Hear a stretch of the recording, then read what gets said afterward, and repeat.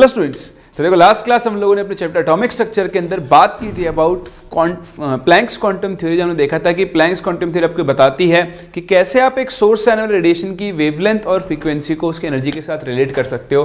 Planck's quantum theory के कुछ special examples मैंने आपको करवाए। तो उसके बाद हम लोगों ने बात की थी अबाउट फोटो इलेक्ट्रिक इफेक्ट की। फोटो इलेक्ट्रिक इफेक्ट क्या होता है, जब हमने देखा कि जब कुछ किसी एक सर्टेन टाइप की मेटल्स के ऊपर है ना एक सर्टेन टाइप ऑफ फ्रीक्वेंसी आके गिरती है तो उनकी सरफेस से क्या होता है, फोटो इलेक्ट्रॉन्स इजेक्ट होते हैं। इसी प्रोसेस को हम लोग क्या बोलते हैं, फोटो इलेक्ट्रिक इफेक्ट। जो मेटल्स होती हैं उनको हम फोटो सेंसिटिव मेटल्स के नाम से जानते हैं। फर्दर हमने बात की थी कि मेटल से इलेक्ट्रॉन को बाहर निकालने के लिए आपको एक सर्टेन मिनिमम एनर्जी देनी पड़ती है, जिसे हम वर्क फंक्शन के नाम से जानते हैं, या फिर आप उसे थ्रेशोल्ड एनर्जी भी बोलते हो। हम लोगों ने इंसिडेंट लाइट के लिए थ्रेशोल्ड फ्रीक्वेंसी और थ्रेशोल्ड वेवलेंथ, ये दो टर्म भी डिफाइन किए थे। आज हम वहीं से आगे बढ़ने जा रहे हैं और फोटो इलेक्ट्रिक इफेक्ट का न्यूमेरिकल एप्लीकेशन देखने जा रहे हैं। तो आप देखें जो अपना नेक्स्ट टॉपिक है that is photo electric equation.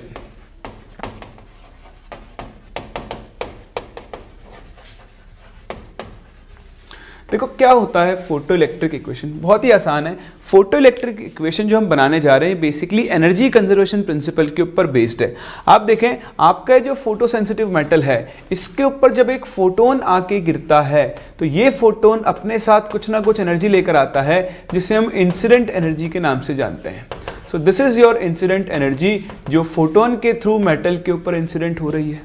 ठीक, जैसा हम लोगों ने सीखा कि जब ये फोटोन इस मेटल के सरफेस पर आकर गिरेगा तो यहां से क्या करेगा, ये इलेक्ट्रॉन को बाहर निकालेगा। तो जो भी आपकी इंसिडेंट एनर्जी है वो यहां पर दो पार्ट में काम में आएगी। एक इस इलेक्ट्रॉन को बाहर निकालने में, और जब ये इलेक्ट्रॉन बाहर निकलेगा और अगर आपके पास एक्स्ट्रा एनर्जी बची है तो ये इलेक्ट्रॉन क्या करेगा, अपनी काइनेटिक एनर्जी के साथ मूव करेगा। तो इस इलेक्ट्रॉन को काइनेटिक एनर्जी प्रोवाइड करने में भी ये इंसिडेंट एनर्जी काम में आ रही है। इसको हम लिखते हैं के मैक्स। के मैक्स का मतलब क्या है कि जितनी एनर्जी आके गिरी उसका कुछ पार्ट तो इलेक्ट्रॉन को बाहर निकालने काम में आ गया और बाकी जितना भी पार्ट बचा वो पूरा का पूरा क्या मिल गया, उसको काइनेटिक एनर्जी की फॉर्म में मिल गया। तो जो मैक्सिमम पॉसिबल काइनेटिक एनर्जी यहाँ फोटो इलेक्ट्रॉन की हो सकती है उसी को हम लोग क्या बोल रहे हैं, के मैक्स बोल रहे हैं। अब आप देखो इस इलेक्ट्रॉन को यहाँ से बाहर निकालने के लिए जो एनर्जी चाहिए वो वर्क फंक्शन के बराबर होती है। तो इतनी एनर्जी आके गिरी वो इसमें और इसमें डिस्ट्रीब्यूट हो गई। तो आप ई आई की वैल्यू किसके को लिख सकते हो, 5 प्लस के ई मैक्स के लिख सकते हो ना।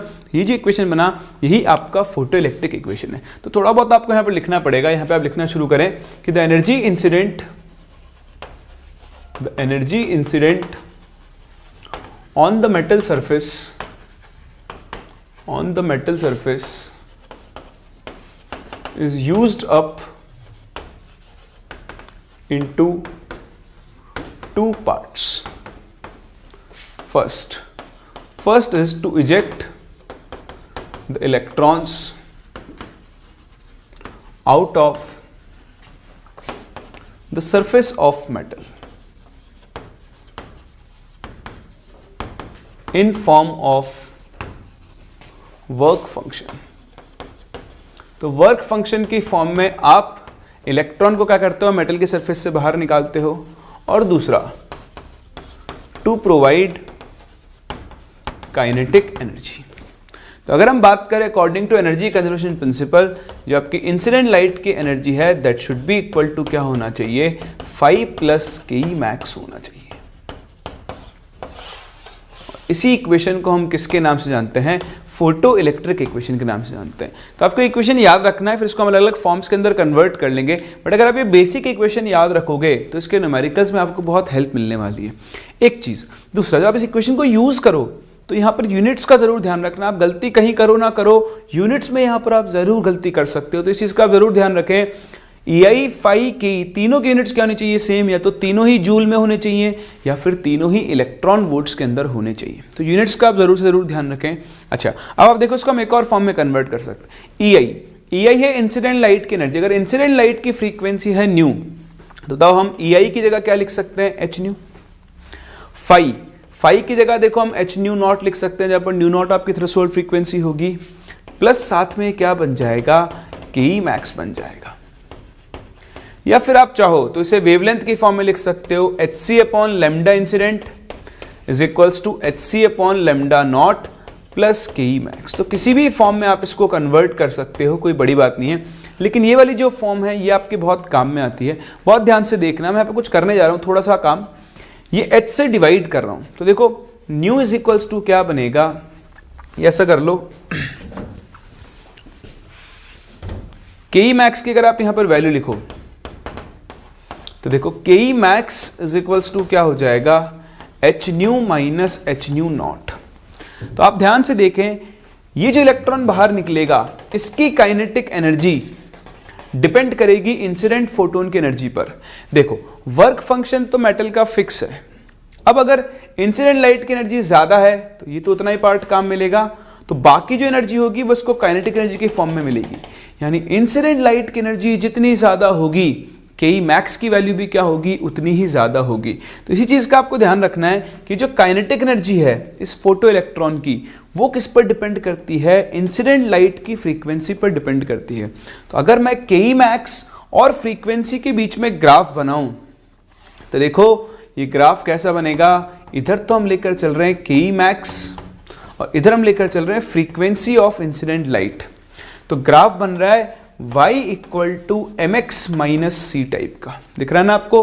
के मैक्स की जगह मैंने लिख लिया y, ये वेरिएबल न्यू इसकी जगह लिख दिया x, तो y equal to M X minus C type का एक ग्राफ बन रहा है। बताओ ये ग्राफ किसको डिनोट कर रहा है, एक स्ट्रेट लाइन जिसकी स्लोप पॉजिटिव होगी और इसका इंटरसेप्ट नेगेटिव होगा। अगर आप इसे नीचे की तरफ एक्सटेंड करें तो देखें ये इसको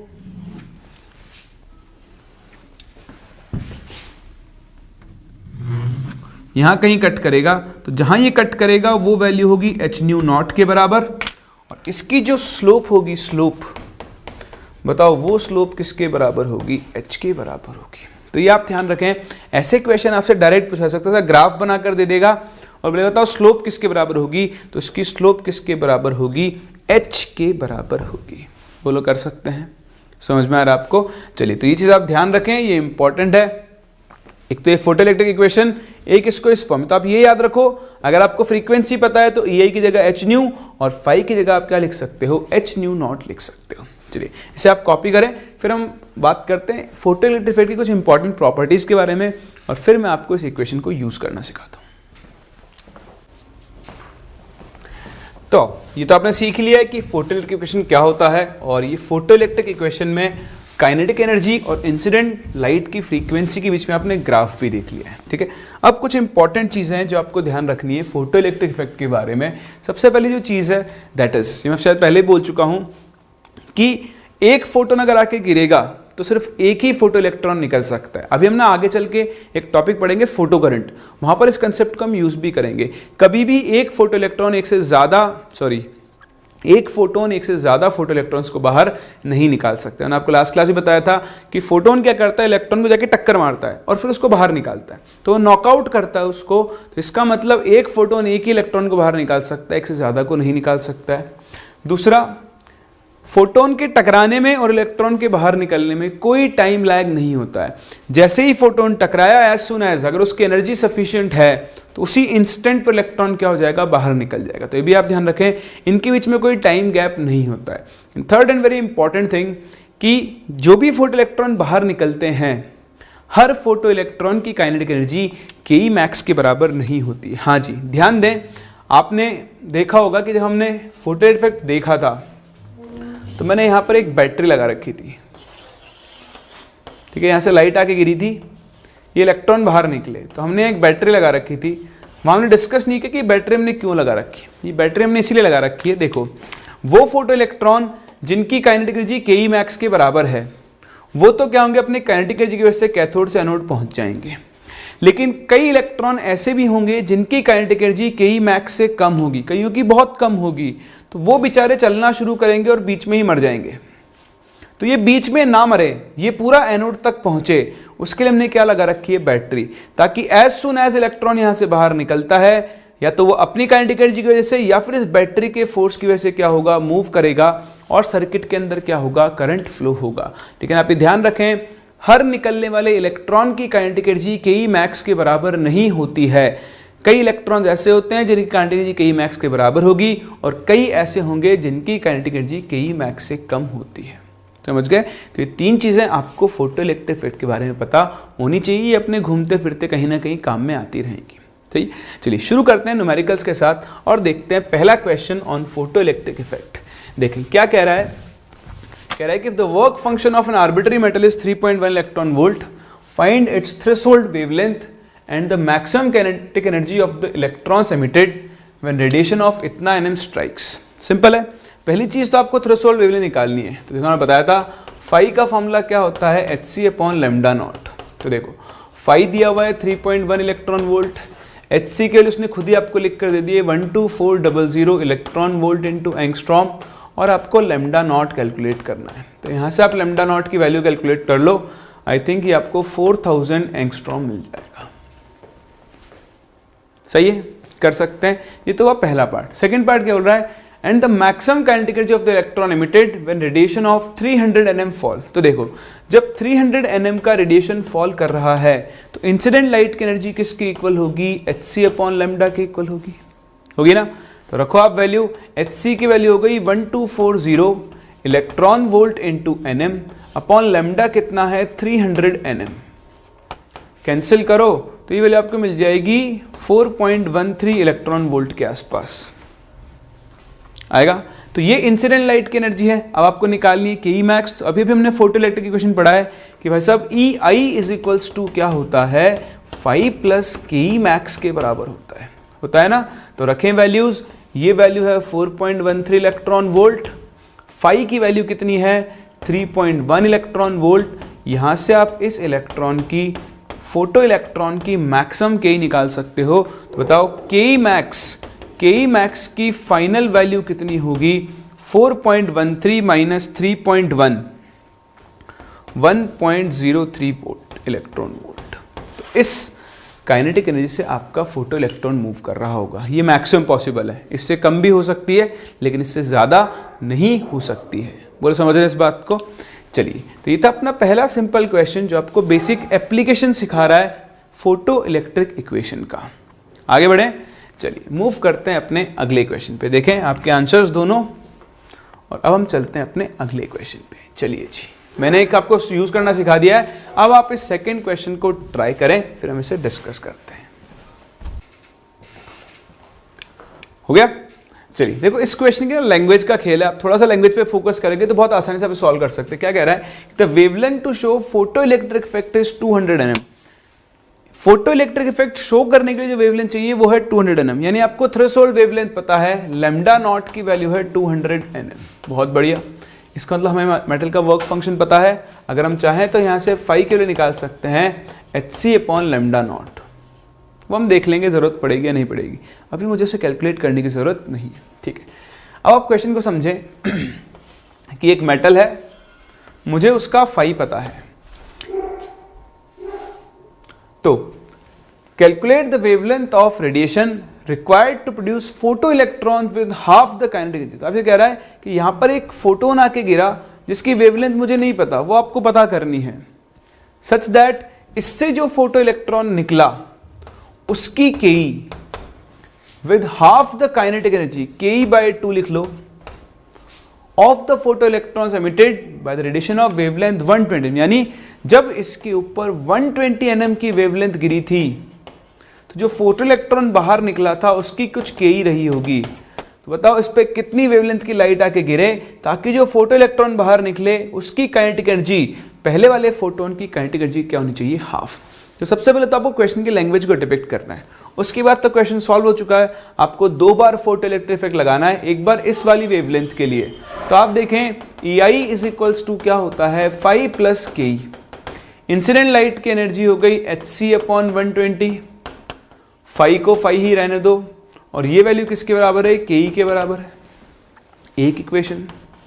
दूसरा इक्वेशन, hc/नई वेवलेंथ मान लो है लैम्डा, फाई तो उतना ही रहेगा क्योंकि मेटल सेम है, और अब काइनेटिक एनर्जी हो गई KE/2। ये इक्वेशन नंबर 2।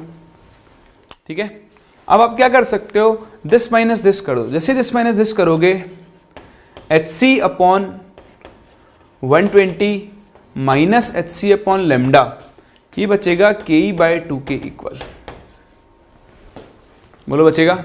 और अब आपको KE की वैल्यू तो निकालनी पड़ेगी क्योंकि हमारे पास और कोई तरीका दिख नहीं रहा है मुझे।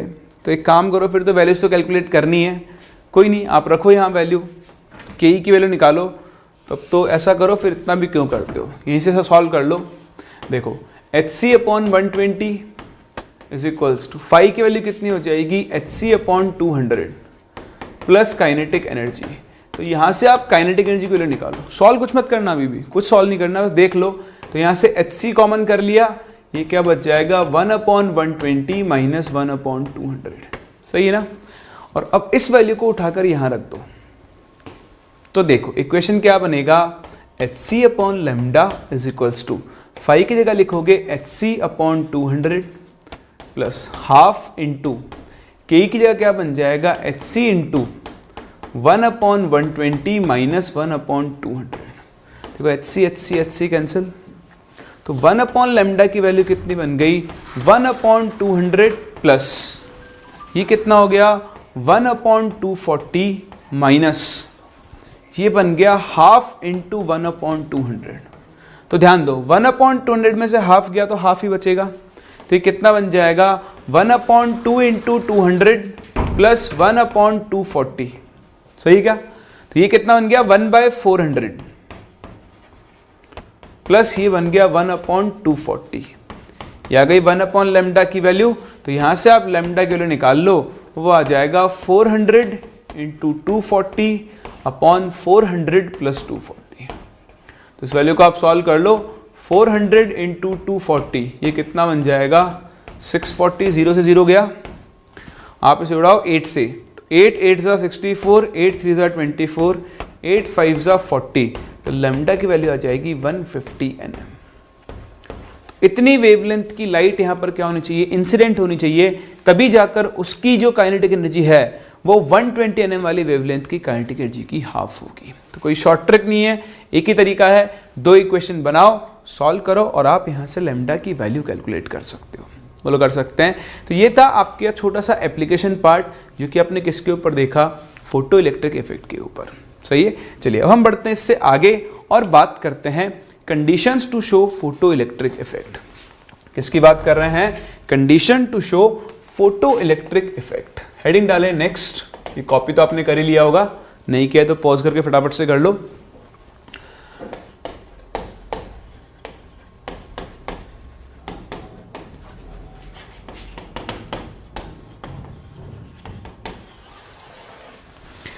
देखें फोटो इलेक्ट्रिक इफेक्ट कब ऑब्जर्व होगा। तो एक्चुअली फोटो इलेक्ट्रिक इफेक्ट में हो क्या रहा है, आपके पास ये एक मेटल है, इस मेटल की सरफेस के ऊपर आकर लाइट गिर रही है। तो लाइट अपनी कुछ एनर्जी लेकर आ रही है जिसको आप एच न्यू से लिख सकते हो। यहां से इलेक्ट्रॉन को आपको बाहर निकालना है। एक बार आपने इलेक्ट्रॉन बाहर निकाल दिया तो या तो अपनी काइनेटिक एनर्जी की वजह से मूव कर जाएगा, या फिर जो आपने बैटरी लगा रखी है उस बैटरी की पावर से क्या करेगा, वो मूव करेगा। मतलब आपको सिर्फ लाइट की इतनी एनर्जी चाहिए कि वो यहां से इलेक्ट्रॉन को क्या कर दे, बाहर निकाल दे, और वो जो एनर्जी वो फाई के बराबर होती है। तो आप देखो कंडीशन, अगर लाइट की इफ इंसिडेंट लाइट की एनर्जी फाई से कम है या फिर फ्रीक्वेंसी की वैल्यू थ्रेशोल्ड फ्रीक्वेंसी से कम है, nu is less than nu naught है, then no photo electron will be ejected and hence photoelectric effect will not be observed। और फिर आपको फोटोइलेक्ट्रिक इफेक्ट दिखाई नहीं देगा। यानी अगर इंसिडेंट लाइट की फ्रीक्वेंसी की वैल्यू न्यू नॉट से कम है या इंसिडेंट लाइट की एनर्जी फाई से कम है तो आपको फोटोइलेक्ट्रिक इफेक्ट ऑब्जर्व नहीं होगा। तो किस कंडीशन में होगा, जब ई आई की वैल्यू फाई के बराबर या उससे ज्यादा हो और न्यू की वैल्यू, न्यू इंसिडेंट की वैल्यू न्यू नॉट के बराबर या उससे ज्यादा हो। तो इस केस में क्या होगा, photo electric effect will be observe. तो मिनिमम कंडीशन इज आपका जो इलेक्ट्रॉन आके गिर रहा है, फोटोन आके गिर रहा है, उसकी एनर्जी फाई से ज्यादा या उसके बराबर होनी चाहिए। सेम चीज इंसिडेंट लाइट की फ्रीक्वेंसी न्यू नॉट के बराबर या फिर उससे ज्यादा होनी चाहिए। अगर ऐसा हुआ तो फोटो इलेक्ट्रिक इफेक्ट ऑब्जर्व होगा, otherwise photo electric effect observe नहीं होगा। तो अब इस कंडीशन का कई तरीके से यूज किया जा सकता है। एक बार जेईई में इसके ऊपर क्वेश्चन पूछा भी जा चुका है, वो क्वेश्चन तो मैं भी आपसे डिस्कस करता हूँ। बट मान लो मैं आपको छोटा सा क्वेश्चन देता हूँ कि मेरे पास एक मेटल है, उसका फाई की वैल्यू है लेट्स से कुछ 5 इलेक्ट्रॉन वोल्ट, ठीक है। उसने मुझसे कहा कि इसके ऊपर एक लाइट आके गिरी 300 nm वेवलेंथ की, बताओ निकलने वाले फोटो इलेक्ट्रॉन की काइनेटिक एनर्जी क्या होगी।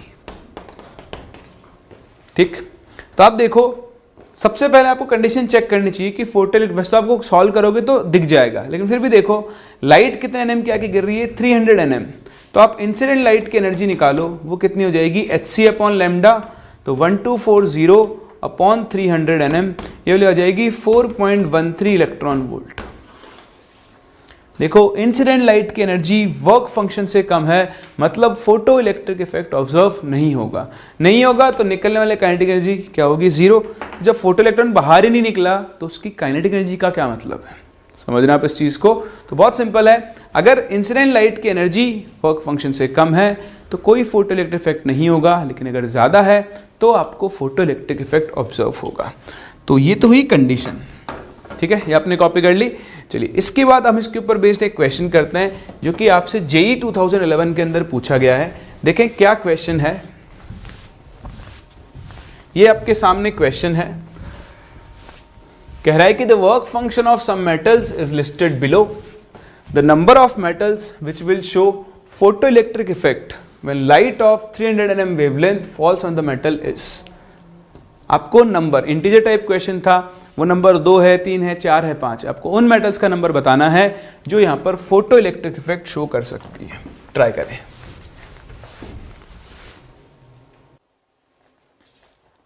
हो गया, चलिए तो बहुत ही आसान सा क्वेश्चन था। देखो यहां पर आपको करना क्या था, 300 nm की वेवलेंथ की लाइट गिर रही इन मेटल्स के ऊपर, ठीक है ना, और आपको क्या करना है, यहां पर वर्क फंक्शन दिया हुआ था और आपको उन मेटल्स का नंबर बताना है जो कि फोटो इफेक्ट शो करेंगे। तो आप देखो इंसिडेंट एनर्जी यहां पे पता कर लो, इंसिडेंट एनर्जी कितनी हो जाएगी, hc upon lambda, that is 1240 electron volt into nm upon कितना हो जाएगा 300। देखो इसको सॉल्व कर लो, ये वैल्यू आपको मिल गई 4.13 इलेक्ट्रॉन वोल्ट के आसपास, सही ना, 3 4 से 12, हाँ ठीक है, 4.13 इलेक्ट्रॉन वोल्ट हो गया। अब यह है इंसिडेंट एनर्जी। तो देखो आप ये देखो आपके पास अवेलेबल एनर्जी इतनी, इसमें क्या कुछ लोग सिली मिस्टेक करते हैं, उल्टा सोच लेते हैं, है ना, उल्टा नहीं सोचना है, आपको ऐसे देखना है एनर्जी अवेलेबल है इतनी और इलेक्ट्रॉन निकालने के लिए चाहिए इतनी, इलेक्ट्रॉन यहां से निकलेगा, यहां से निकलेगा, यहां से निकलेगा, यहां से निकलेगा, यहां से नहीं निकलेगा, क्योंकि निकालने के लिए चाहिए इतनी और अवेलेबल है इतनी, यहां से नहीं निकलेगा, यहां से नहीं निकलेगा, यहां से भी नहीं निकलेगा, यहां से भी नहीं निकलेगा। तो इलेक्ट्रॉन सिर्फ 1 2 3 4 4 मेटल से निकलेगा और ये चारों ही यहां पर क्या शो करेंगे, फोटो इलेक्ट्रिक इफेक्ट शो करेंगे। समझ रहे हैं आप इस चीज को। तो बहुत ही सिंपल सा क्वेश्चन देखें आप, 6 मार्क का क्वेश्चन था, आसान सा, सही है। चलिए तो इसके बाद अब हम चलते हैं आगे। हमने अभी तक ये देखा कि फोटो इलेक्ट्रिक इफेक्ट क्या होता है, फोटो इलेक्ट्रिक इफेक्ट को शो करने की कंडीशन क्या होती है, और हमने एक इक्वेशन सीखा जिसे हम लोग फोटो इलेक्ट्रिक इक्वेशन के नाम से जानते हैं। अब हम बढ़ते हैं आगे और मूव करते हैं अपने अगले टॉपिक के ऊपर। देखिए ये भी एक बहुत ही काम की चीज है, इससे आप बोलते हो स्टॉपिंग पोटेंशियल। क्या कहते हैं, स्टॉपिंग पोटेंशियल। V0 से हम इसे डिनोट करते हैं। तो स्टॉपिंग पोटेंशियल क्या होता है, नाम से पता लग रहा है किसी ना किसी चीज को रोकने वाला है। तो ये किसको रोकने वाला है, बहुत ही ध्यान से देखें। आपने जो फोटो इलेक्ट्रिक इफेक्ट पढ़ा है उसमें क्या होता है कि आपकी ट्यूब है, ठीक है, ये आपका कैथोड है और ये आपका एनोड है, ठीक। तो कैथोड से एनोड क्या होता है, यहां से इलेक्ट्रॉन बाहर निकलता है और अपनी काइनेटिक एनर्जी से क्या करता है, ये मूव कर कर एनोड की तरफ जाता है, जिससे सर्किट के अंदर फोटो इलेक्ट्रिक करंट फ्लो होता है।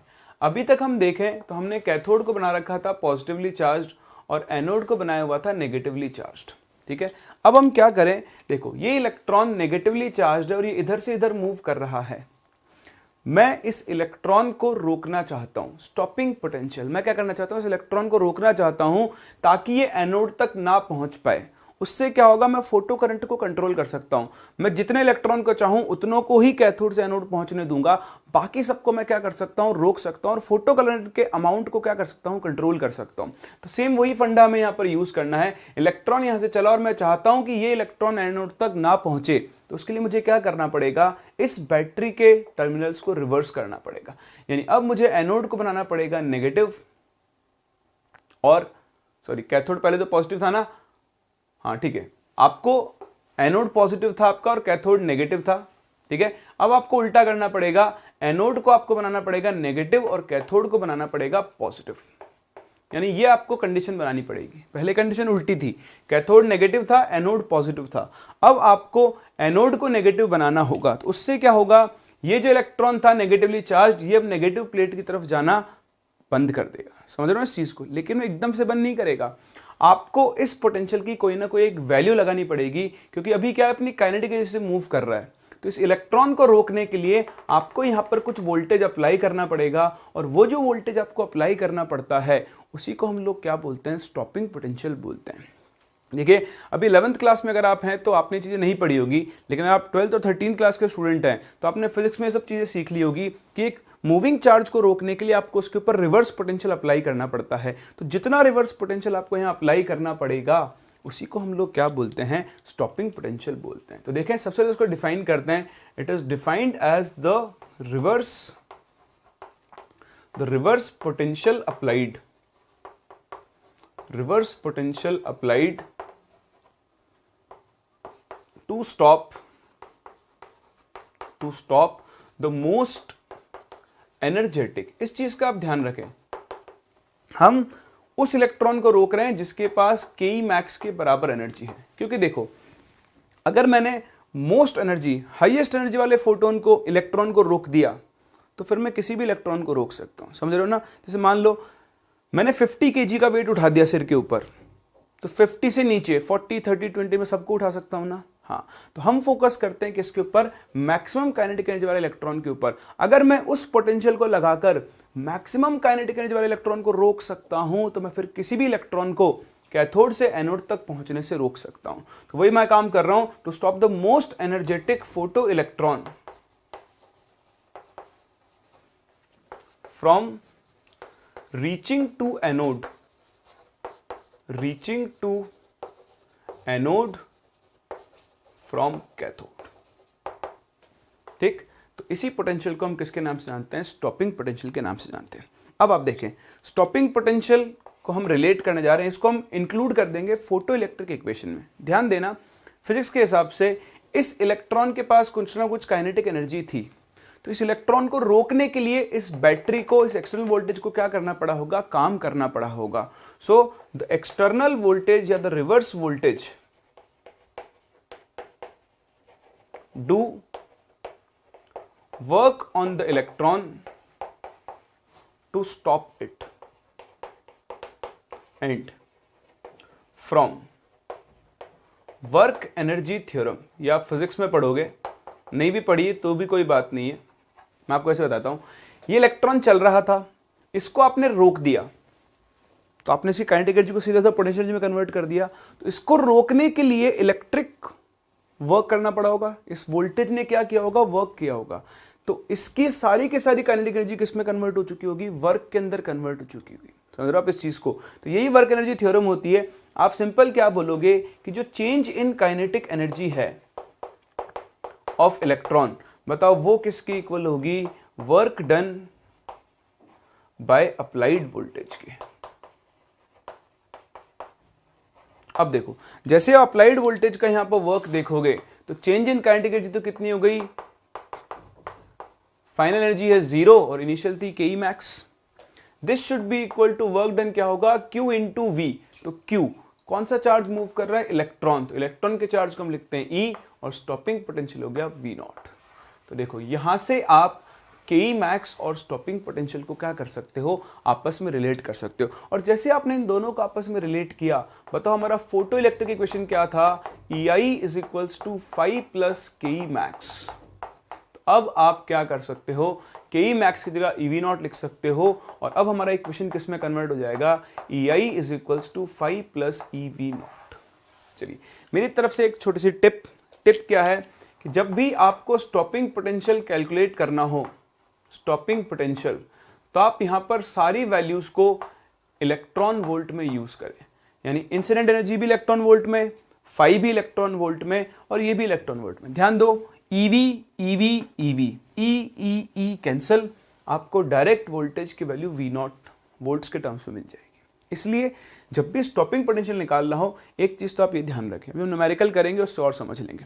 चलिए दूसरी बड़ी ही काम की चीज EI, बताओ इंसिडेंट एनर्जी को हम क्या लिख सकते हैं, एच न्यू लिख सकते हैं ना। फाई को बताओ हम क्या लिख सकते हैं, एच न्यू नॉट, प्लस ये क्या बन गया, ईवी नॉट। तो अब थोड़ा सा ध्यान दें, इंसिडेंट लाइट की फ्रीक्वेंसी बदलने पर स्टॉपिंग पोटेंशियल की वैल्यू बदलेगी क्योंकि इलेक्ट्रॉन की काइनेटिक एनर्जी चेंज होगी। तो हम यहां पर देख सकते हैं कि स्टॉपिंग पोटेंशियल वी नॉट जो है, वी नॉट वो इंसिडेंट लाइट की फ्रीक्वेंसी पे डिपेंड कर रहा है। तो मैं ई से डिवाइड करके इसको h by E nu minus H nu naught by E लिख सकता हूं, और लिख सकता हूं ना। तो देखो दो वेरिएबल है, एक वी नॉट और एक न्यू। वी नॉट न्यू पर डिपेंड कर रहा है, तो मैं यहां पर एक ग्राफ प्लॉट कर सकता हूं that would be between stopping potential and incident light की frequency। देखो ये y एक्सिस की तरफ इसकी जगह लिख सकता हूं y, ये x एक्सिस की तरफ इसकी जगह लिख सकता हूं x। तो ये बनेगा y equal to mx minus c। बोलो बनेगा। तो ये ग्राफ कैसा बना, एक स्ट्रेट लाइन जिसकी स्लोप पॉजिटिव है और इंटरसेप्ट नेगेटिव है। ये जो आपका इंटरसेप्ट है ये minus H nu naught upon E के बराबर होगा, और इस लाइन की जो स्लोप है, स्लोप बताओ वो किसके बराबर होगी, h बाई ई के बराबर होगी। याद करो हमने सेम ऐसा ही ग्राफ काइनेटिक एनर्जी के लिए बनाया था, लेकिन दोनों ग्राफ्स में एक माइन्यूट सा डिफरेंस है, और उसे आप याद रखें, इंपॉर्टेंट है, आपसे डायरेक्टली पूछा जा सकता है। देखें काइनेटिक एनर्जी और उसमें ग्राफ बनाया तो ग्राफ का नेचर सेम था, बस ये जो इंटरसेप्ट था ये माइनस एच न्यू नॉट था, यहाँ minus H nu naught by E है, और इस लाइन की जो स्लोप थी वो h थी, जबकि यहां पर स्लोप कितनी है, h बाई ई है। देखो अगर आप इन दोनों की स्लोप का रेशियो निकालो तो वो इलेक्ट्रॉन के चार्ज के बराबर आ सकती है। तो ये बहुत इंपॉर्टेंट है, ये आपसे डायरेक्टली पूछा जा सकता है। एक ग्राफ है काइनेटिक एनर्जी और इंसिडेंट लाइट की फ्रीक्वेंसी के बीच में, दूसरा ग्राफ है स्टॉपिंग पोटेंशियल और इंसिडेंट लाइट की फ्रीक्वेंसी के बीच में। दोनों ही ग्राफ आपको ठीक से रीड करने आने चाहिए। कर सकते हैं, समझ रहे हैं इस बात को। चलिए तो पहले तो आप ये पार्ट कॉपी करें, फिर मैं आपको स्टॉपिंग पोटेंशियल पे एक क्वेश्चन करवाता हूं और बताता हूं कि कैसे हम स्टॉपिंग पोटेंशियल को यहां पर यूज कर सकते हैं। चलिए तो शुरू करते हैं। देखिए एक छोटे से क्वेश्चन से, बेसिकली मैं यहां पे आपको स्टॉपिंग पोटेंशियल सिर्फ यूज करना सिखा रहा हूं, फिर इसके हम और थ्योरेटिकल एस्पेक्ट्स को डिस्कस करते हैं। देखिए क्या कह रहा है, कह रहा है कि light of wavelength 400 nm is incident on a metal with phi is equals to 2.3 electron volt. ठीक है, वर्क फंक्शन दिया है, कैलकुलेट स्टॉपिंग पोटेंशियल रिक्वायर्ड। तो कुछ भी नहीं करना है, पहले तो आप इंसिडेंट लाइट की एनर्जी निकाल लो। तो 1240 अपॉन 400, तो ये वैल्यू आ गई 3.1 इलेक्ट्रॉन वोल्ट आ गई। वर्क फंक्शन आपको पहले से ही कितना दिया हुआ है, 2.3 इलेक्ट्रॉन वोल्ट। तो लगाओ EI इज इक्वल्स टू, है ना, इलेक्ट्रॉन वोल्ट है, is equals to 2.3 electron volt plus EV nought. देखो ई कैंसिल, V नॉट के लिए डायरेक्ट आपको मिल गई 0.8 वोल्ट्स। कर सकते हैं ना। अब अगर उसने जूल में पूछा है तो ठीक है, फिर तो आपको वैल्यूज जूल में ही रखनी पड़ेगी, फिर हम और कुछ नहीं कर सकते। लेकिन हाँ, इन जनरल जूल दिया हो तो उसको इलेक्ट्रॉन वोल्ट में कन्वर्ट करके लिख लो, कैलकुलेशन आपकी आसान हो जाएगी और कोई बात नहीं है। बाकी तो आपको क्वेश्चन में वैल्यूज रखनी है और क्वेश्चन को सॉल्व करना है। समझ गए। तो स्टॉपिंग पोटेंशियल क्या होता है, मोस्ट एनर्जेटिक फोटो इलेक्ट्रॉन को एनोड से पहुंचने तक रोकने के लिए जो हमें पोटेंशियल लगाना होता है उसे हम स्टॉपिंग पोटेंशियल बोलते हैं। स्टॉपिंग पोटेंशियल काइनेटिक एनर्जी पर डिपेंड करेगा। अगर काइनेटिक एनर्जी बढ़ रही है तो स्टॉपिंग पोटेंशियल बढ़ेगा, काइनेटिक एनर्जी कम होगी तो स्टॉपिंग पोटेंशियल भी क्या हो जाएगा, आपका कम हो जाएगा। कर सकते हैं ना। चलिए, तो स्टॉपिंग पोटेंशियल सीखने के बाद हम लोग मूव करते हैं अपने अगले टर्म पर, जिसे हम बोलते हैं इंटेंसिटी। क्या बोलते हैं, इंटेंसिटी। तो इंटेंसिटी क्या होती है, कैसे हम इंटेंसिटी से डील करते हैं, आओ सीखते हैं, फिर इसका इफेक्ट देखेंगे काइनेटिक एनर्जी पर और स्टॉपिंग पोटेंशियल पर। चलिए जी, इंटेंसिटी नाम तो आपने सुना होगा। इंटेंसिटी को हम यहां I से डिनोट करते हैं। अगर मैं इंटेंसिटी की बेसिक डेफिनेशन की बात करूं तो intensity is defined as the energy incident per unit area, क्या, per unit area per unit time. Unit area per unit time में जो एनर्जी आकर गिरेगी उसे हम लोग क्या बोलते हैं, इंटेंसिटी बोलते हैं। यानी इंटेंसिटी आई का फॉर्मूला हम लिख सकते हैं energy incident upon area into time. ठीक, अब यहां पर क्या हो रहा है, किसी मेटल पर अगर एनर्जी आकर गिर रही है तो वो फोटॉन्स के टर्म्स में आके गिर रही है। मान लो इस मेटल पर n फोटॉन्स आकर गिरे, कितने फोटॉन्स आकर गिरे, n फोटॉन्स जिनकी फ्रीक्वेंसी है न्यू। तो बताओ एनर्जी इंसिडेंट कितनी हो जाएगी, I को आप क्या लिख सकते हो, n into H new upon area into time, बोलो लिख सकते हो। यहां से मुझे दो वेरिएबल चीजें दिख रही है, एक नंबर ऑफ फोटॉन्स और एक फ्रीक्वेंसी। यानी इंटेंसिटी को आप दो तरीके से बढ़ा सकते हो, फ्रीक्वेंसी बढ़ाकर या फिर नंबर ऑफ फोटॉन्स बढ़ाकर। देखिए हम केमिस्ट्री में फ्रीक्वेंसी को क्या रखते हैं, फिक्स। फिजिक्स के अंदर तो क्या होता है, फ्रीक्वेंसी और नंबर ऑफ फोटॉन दोनों को चेंज कर लेता है।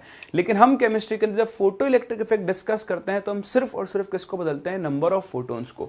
So keeping frequency of incident light constant. ठीक, तो बताओ जो आपकी इंटेंसिटी होगी वो डायरेक्टली किसके प्रोपोर्शनल होगी, n, which is called number of photons। तो अब देखें, अगर आपने इंसिडेंट लाइट की इंटेंसिटी बढ़ाई मतलब आपने नंबर ऑफ फोटॉन्स क्या हो दिए, बढ़ा दिए। तो आपसे सिंपल ऐसा बोल देगा कि इंटेंसिटी बढ़ा दी, तो आप उसका मतलब फ्रीक्वेंसी नहीं बढ़ाओगे, आप क्या बढ़ाओगे, नंबर ऑफ फोटॉन्स बढ़ाओगे। समझ रहे हैं इस चीज को। तो इसका बहुत इंपॉर्टेंट रोल है। अभी हम देखो काइनेटिक एनर्जी का और स्टॉपिंग पोटेंशियल का इंटेंसिटी के ऊपर डिपेंडेंसी देखने वाले हैं। क्या होता है क्या नहीं होता है, अभी डिस्कस करते हैं उस चीज को। इंटेंसिटी के साथ साथ ही मैं आपके सामने एक और टर्म डिफाइन करना चाहता हूं जिसे हम लोग बोलते हैं फोटो करंट।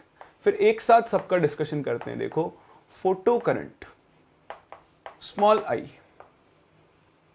फोटो करंट क्या होगा भाई, आप देखें आपके पास एक मेटल है, उस पर फोटोन आकर गिर रहे हैं और उससे इलेक्ट्रॉन बाहर निकल रहे हैं। ये इलेक्ट्रॉन जब सर्किट में मूव करेंगे तो करंट फ्लो होगा। जैसा कि मैंने आपको फोटो इलेक्ट्रिक इफेक्ट के इंपॉर्टेंट पॉइंट्स में लिखवाया था कि अगर n फोटॉन्स आकर गिरे, कितने फोटॉन्स आकर गिरे, n फोटॉन्स, तो इलेक्ट्रॉन्स भी कितने बाहर निकलेंगे, n। अगर आप फोटो करंट कैलकुलेट करना चाहते हो I, तो उसका फॉर्मूला क्या होता है, Q/T, चार्ज पर यूनिट टाइम। और चार्ज बताओ यहाँ कितने इलेक्ट्रॉन बाहर निकले, n। एक इलेक्ट्रॉन पे चार्ज होता है E, तो बताओ n इलेक्ट्रॉन्स पे चार्ज कितना होगा, Ne। तो यहां से आप डायरेक्टली क्या कर सकते हो, फोटो करंट की वैल्यू कैलकुलेट कर सकते हो। सही ना। जैसे मैं आपको एक क्वेश्चन करके बताऊं, वैसे यहां यूज नहीं आता है बट फिर भी मैं आपसे बोलूं कि एक पावर सोर्स है 150 वॉट का, ठीक है, वो एक मेटल पर आकर गिर रहा है और उससे इलेक्ट्रॉन एमिट हो रहे हैं, बोल दिया मैंने। बताओ फोटो करंट कितना होगा। तो देखो जितने फोटोन आकर गिरे उतने इलेक्ट्रॉन्स बाहर निकलेंगे। तो बेसिकली आप ये निकाल लो कि उस सोर्स से पर यूनिट टाइम फोटॉन्स कितने आ रहे होंगे। तो देखो पावर का फॉर्मूला मैंने आपको सिखाया था, होता है एनर्जी अपॉन टाइम, तो NH न्यू अपॉन T। अगर आपको इंसिडेंट लाइट की फ्रीक्वेंसी पता है तो बताओ क्या आप वहां से n/t के लिए निकाल सकते हो। मान लो मैंने आपसे बोल दिया कि आने वाले लाइट की फ्रीक्वेंसी है 3 × 10⁻12 हर्ट्ज। H की वैल्यू आपको पता ही है, यहां से आप n/t निकाल लो। ये तो आया n/t क्या आएगा, नंबर ऑफ फोटॉन्स या फिर number of photo electrons emitted पर यूनिट टाइम। उसको आप इलेक्ट्रॉन के चार्ज 1.6 × 10⁻19 से मल्टीप्लाई कर दो तो आपको क्या मिल जाएगी, फोटो करंट की वैल्यू मिल जाएगी। समझ रहे हैं। तो कभी भी आपको फोटो करंट निकालना हो तो ये ध्यान रखना, जितने फोटोन इंसिडेंट होंगे हम ये मानकर चलते हैं कि उतने ही इलेक्ट्रॉन्स क्या हो रहे होंगे, बाहर भी निकल रहे होंगे। मैंने आपको लिखवाया भी था, हर एक इंसिडेंट केपेबल फोटोन के लिए, केपेबल जो इलेक्ट्रॉन निकाल सकता है, एक ही इलेक्ट्रॉन बाहर निकलता है। सही ना। खैर अभी मैं उस डिटेल में नहीं जा रहा हूँ, ये क्योंकि देखो ये फिजिक्स का पार्ट है। इन जनरल केमिस्ट्री में फोटो करंट का यूज नहीं करता है, इसलिए मैं उस पर इतना स्ट्रेस भी नहीं दे रहा हूँ। मैंने आपको समझा दिया है, जो काम की चीज़ है वो अब हम डिस्कस करने जा रहे हैं। तो यहाँ से आपको फोटो करंट की वैल्यू मिल गई कि भाई फोटो करंट आई किस पर डिपेंड करता है, number of photons per unit time पर। ये चेंज होगा तो फोटो करंट चेंज होगा, अदरवाइज फोटो करंट चेंज नहीं होगा। समझ गए। तो इन दो टर्म्स को सीखने के बाद अब हम सीख सकते हैं कि किसी भी फोटो इलेक्ट्रॉन की काइनेटिक एनर्जी, स्टॉपिंग पोटेंशियल या फोटो करंट इंटेंसिटी पे डिपेंड करता है या नहीं करता है, तो कैसे करता है और उनका वेरिएशन क्या होता है। तो आओ पढ़ते हैं हमारा last topic from photo electric effect. ये लिख लिया आपने, जल्दी लिखो।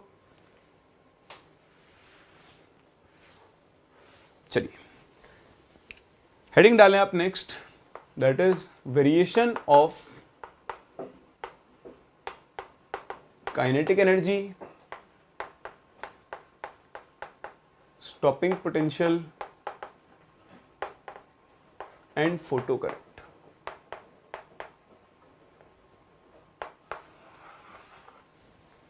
ठीक है, चलिए सबसे पहली चीज की अगर मैं बात कर रहा हूं काइनेटिक एनर्जी की।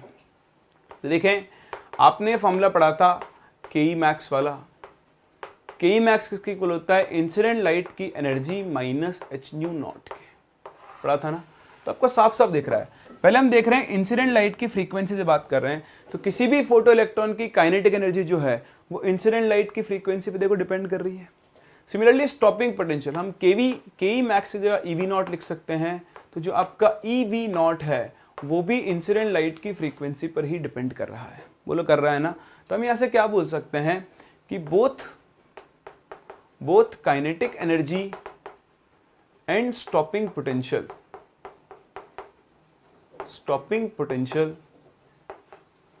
ऑफ अ फोटो इलेक्ट्रॉन किसके साथ वेरी करते हैं? Very linearly with frequency of incident light।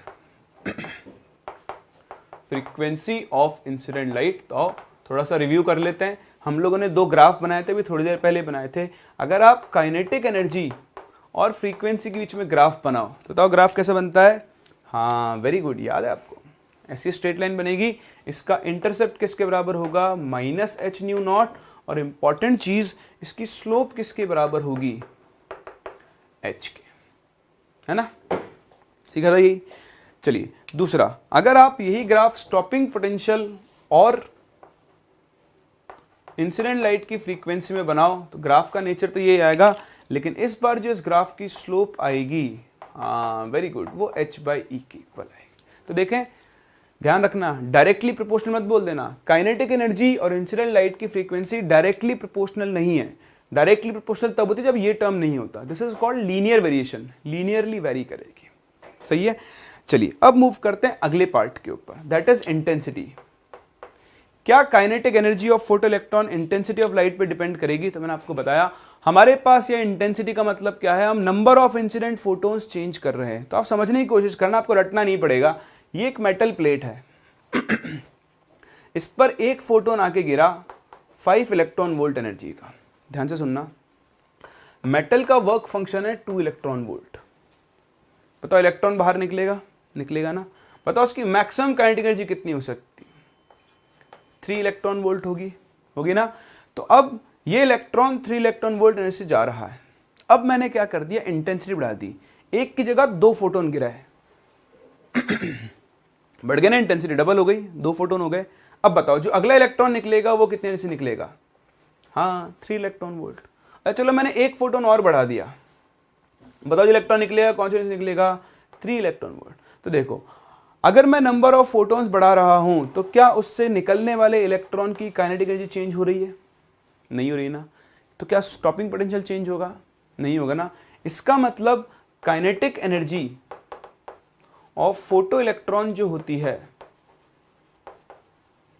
Is independent of intensity of light. मतलब अगर आप यहां पर काइनेटिक एनर्जी और इंटेंसिटी में ग्राफ बनाओ तो ग्राफ एक इस तरह की कांस्टेंट लाइन बनेगी। क्या बनेगी? कांस्टेंट लाइन बनेगी। मतलब इंटेंसिटी के साथ काइनेटिक एनर्जी चेंज नहीं होगी। जब तक आप इंसिडेंट लाइट की फ्रीक्वेंसी नहीं बढ़ाओगे तब तक काइनेटिक एनर्जी या स्टॉपिंग पोटेंशियल दोनों ही चेंज नहीं होंगे। बोलो समझ में आ रहा है? इसी तरह तीसरा वेरिएशन, जो थर्ड हमारा वेरिएशन है that is of photo current. किसका? फोटो करंट का। जैसा मैंने आपको बताया कि भाई photo current I N/T into E के इक्वल है। तो अब दिख रहा है अगर आप लाइट की इंटेंसिटी चेंज करोगे तो फोटो करंट भी क्या होगा? चेंज होगा। लेकिन यहाँ के ग्राफ पर आप थोड़ा सा ध्यान दें, ये इंपॉर्टेंट है वरना आप इसमें मिस्टेक कर सकते हो। तो मैं यहाँ पर एक ग्राफ बना रहा हूँ between photo current I and intensity of light. ध्यान से देखना, ये एक मेटल प्लेट है, इसकी थ्रेशोल्ड फ्रीक्वेंसी है मान लो 5 किलोहर्ट्ज और इस पर लाइट आकर गिर रही है 3 किलोहर्ट्ज की। बताओ इलेक्ट्रॉन बाहर निकलेगा क्या? नहीं निकलेगा ना। फोटो इलेक्ट्रिक इफेक्ट होगा क्या? नहीं होगा ना। तो करंट फ्लो होगा क्या? नहीं होगा ना। इसका मतलब जब तक इंसिडेंट लाइट की फ्रीक्वेंसी इस वैल्यू को क्रॉस नहीं करती है तब तक तो कोई फोटो इलेक्ट्रॉन एमिटेड नहीं होगा। तो मान लो ये point threshold frequency new not को दिखाता है, ठीक है, सॉरी आई नहीं न्यू है, इंटेंसिटी तो अब आएगी, ठीक है। तो देखो यहां से लेकर यहां तक तो आपका फोटो करंट कितना होगा? 0 होगा इस पॉइंट तक। इसके बाद मान लो ये 5.1 किलोहर्ट्ज हो गए तो इलेक्ट्रॉन बाहर निकलेगा। मान लो मैंने अभी बैटरी नहीं लगा रखी है तो इलेक्ट्रॉन अपनी काइनेटिक एनर्जी से कैथोड से कहां मूव करेगा? एनोड। तो देखो जैसे ही जस्ट 5 को क्रॉस करेगा इलेक्ट्रॉन बाहर तो निकल जाएगा, पर हो सकता है उसके पास इतनी सफिशिएंट एनर्जी ना हो कि वो आगे तक पहुंच सके। समझ रहे हैं इस चीज को? तो ये इससे थोड़ा सा और आगे जाएगा। हाँ, अगर हमने बैटरी लगा रखी है, हम बैटरी लगाते इसीलिए हैं कि जो भी इलेक्ट्रॉन बाहर निकला वो निकलते ही आगे पहुंच जाए, तब तो ऑलमोस्ट यहीं से शुरू हो जाएगा। बट अभी मैं विदाउट बैटरी का केस लेकर चल रहा हूं, तो उस केस में क्या होगा? ये V0 के पॉइंट को थोड़ा सा और क्रॉस करेगा। अब आप ध्यान से समझना, मान लो इस पॉइंट के बाद इलेक्ट्रॉन यहां से यहां पहुंचने लग गए। मान लो मैंने 100 फोटोन्स गिराए हैं, अब 100 इलेक्ट्रॉन्स ही बाहर निकलेंगे, आइडियल केस लेकर चल रहे हैं, ठीक है। ध्यान देना, जस्ट एक मोमेंट पहले यहां 100 फोटोन गिर रहे थे लेकिन एक भी इलेक्ट्रॉन बाहर नहीं निकल रहा था, तो फोटो करंट था कितना? 0। अब अगले ही मोमेंट पर यहां पर 100 फोटोन आकर गिरे और 100 इलेक्ट्रॉन बाहर निकलेंगे और 100 के 100 इलेक्ट्रॉन एनोड पर पहुंच रहे हैं। तो अगले ही मोमेंट पर एकदम से 100 इलेक्ट्रॉन की वजह से करंट होगा, मतलब ये ग्राफ एकदम से ऐसे राइज होगा। सही है, 100 इलेक्ट्रॉन के बराबर। अब 100 इलेक्ट्रॉन के बराबर करंट आ चुका है। अब बताओ, अभी 100 इलेक्ट्रॉन निकले ना, बताओ अगले मोमेंट पर फिर कितने इलेक्ट्रॉन निकलेंगे? 100, फिर उनकी वजह से करंट फ्लो होगा, फिर 100 100 100 चलता रहेगा। मतलब 100 वाली वैल्यू पर करंट आपका क्या हो जाएगा? कांस्टेंट, क्योंकि अभी लाइट की इंटेंसिटी फिक्स है कुछ I1। समझ रहे हो? अब मैंने क्या किया? अब मैंने मान लो करंट इंटेंसिटी को चेंज कर दिया। किसको चेंज कर दिया? इंटेंसिटी को। तो कैसे चेंज किया? मैंने क्या किया, अभी 100 फोटोन आके गिर रहे थे ना, अब मैंने इसके ऊपर एकदम से बढ़ाकर 200 फोटोन्स बढ़ा दिए। ध्यान देना, अभी एक मोमेंट पर 100 फोटोन आ रहे थे, 100 इलेक्ट्रॉन निकल रहे थे, अब अगले ही मोमेंट पर 200 फोटोन्स आ रहे हैं, 200 इलेक्ट्रॉन्स निकलेंगे, तो करंट फिर से एकदम से राइज होगा। किस वैल्यू तक? 200 इलेक्ट्रॉन की वैल्यूज तक, और फिर 200 पर कांस्टेंट हो जाएगा। इंटेंसिटी आप फिर बढ़ाओगे, करंट आपका क्या होता जाएगा? और भी ज्यादा बढ़ता जाएगा। तो फोटो करंट इंटेंसिटी पर डिपेंड करता है। जैसे आप लाइट की इंटेंसिटी बढ़ाओगे वैसे ही क्या होता है? आपका फोटो करंट भी इंक्रीज होता है। तो ये था variation of kinetic energy, stopping potential और photo current with what? With frequency, intensity. ये सब आपको पता होना चाहिए, आपसे डायरेक्टली ये सब पूछा जा सकता है। कॉपी करें। फिर देखो, फोटो इलेक्ट्रिक इफेक्ट को सीखने के बाद अब हम एक और छोटा सा टॉपिक पढ़ेंगे। ऑल्दो ये टॉपिक आप फिजिक्स में यूज करते हो, लेकिन थोड़ा बहुत आइडिया आपको इसके बारे में होना चाहिए। This topic is called black body radiation, और ये ब्लैक बॉडी रेडिएशन भी लाइट के पार्टिकल नेचर को सपोर्ट करता है। तो अब हेडिंग डालें नेक्स्ट, ब्लैक बॉडी रेडिएशन। देखिए ब्लैक बॉडी रेडिएशन क्या होता है, इसको आप समझने की कोशिश करें। क्या होता है कि हमारे एनवायरनमेंट में जो भी कोई चीजें रखी हुई है, ठीक है, जैसे एक मेटल ब्लॉक रखा हुआ है मान लो, ठीक है, तो ये मेटल ब्लॉक क्या होता है? अपने सराउंडिंग्स के साथ, अपने एनवायरनमेंट के साथ थर्मल इक्विलिब्रियम में होता है। तो ये क्या कर रहा है? किसी भी गिवन इंस्टेंट पर, किसी भी गिवन टेम्परेचर पे कुछ रेडिएशंस को क्या कर रहा होता है? एब्जॉर्ब कर रहा होता है। तो अगर ये रेडिएशंस को एब्जॉर्ब कर रहा है मतलब ये एनर्जी एब्जॉर्ब कर रहा है, अगर ये एनर्जी एब्जॉर्ब कर रहा है तो उसका टेम्परेचर क्या होना चाहिए, बढ़ना चाहिए। लेकिन अपने टेम्परेचर को मेंटेन करने के लिए ये साथ ही साथ क्या करता है, रेडिएशंस एमिट भी करता है। अब ये रेडिएशंस आपको दिखाई दें वो जरूरी नहीं है, ठीक, क्योंकि हम तो सिर्फ कौन सी रेंज में देख सकते हैं, विजिबल रेंज के अंदर देख सकते हैं। तो ये जो रेडिएशन ये सब्सटेंस ये ऑब्जेक्ट एमिट करता है वो टेम्परेचर के ऊपर डिपेंड करता है। अगर टेम्परेचर लो है, एट लो टेम्परेचर्स, तो एट लो टेम्परेचर्स ये जो आपके रेडिएशंस होते हैं, these radiations are in infrared region. कौन सी रीजन में होते हैं, इंफ्रारेड रीजन में होते हैं। और क्योंकि हम इंफ्रारेड रीजन की वेवलेंथ्स को देख नहीं सकते, हमारी आईज उनके लिए डिजाइन नहीं है, तो हमें मोस्टली ऑब्जेक्ट्स कैसे दिखाई देते हैं, ग्रे दिखाई देते हैं या फिर ब्लैक दिखाई देते हैं। एक आयरन की रॉड ले लो, लेकिन जैसे जैसे आप इसे हीट करना शुरू करते हो तो हीट करने पर क्या होता है, जो आपके रेडिएशंस निकल रहे हैं उनकी वेवलेंथ चेंज होना शुरू होती है। वो वेवलेंथ्स और छोटी होती जाती है, क्या होती जाती है, छोटी होती जाती है। तो देखो आप जैसे एक आयरन ऑब्जेक्ट को हीट करते हो तो हीट करने पर पहले आपको रेड कलर का दिखाई देता है, फिर उसे आप और हीट करो फिर आपको ब्लू, फिर व्हाइट, इस तरह से आपको उसके कलर चेंज होते हुए दिखाई देते हैं। तो ब्लैक बॉडी रेडिएशन में बेसिकली वो ऑब्जेक्ट जो रेडिएशंस एमिट कर रहा है वो किसके ऊपर डिपेंड करते हैं, टेम्परेचर के ऊपर डिपेंड करते हैं। देखें ब्लैक बॉडी रेडिएशन, एक परफेक्ट ब्लैक बॉडी की अगर हम बात करें, perfect black body is an object which can absorb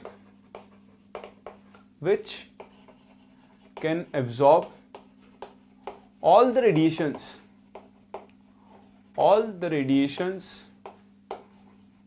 incident on it।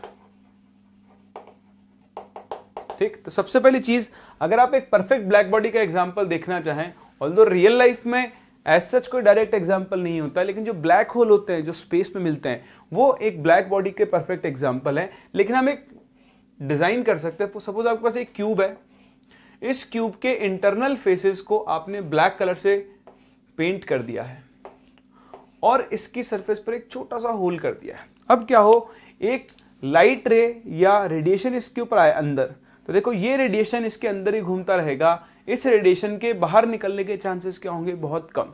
तो इस होल के अंदर से जब इस ऑब्जेक्ट के अंदर कोई रेडिएशन इंसिडेंट होगा तो उसको ये पूरी तरह से क्या कर लेगा, एब्सॉर्ब। तो ये एक थ्योरेटिकल एग्जांपल है किसका, ब्लैक बॉडी रेडिएशन का। तो पहली चीज, एक परफेक्ट ब्लैक बॉडी क्या होती है, जो अपने ऊपर गिरने वाले सारे रेडिएशंस को क्या कर लेती है, एब्सॉर्ब कर लेती है। दूसरी चीज, एनी ऑब्जेक्ट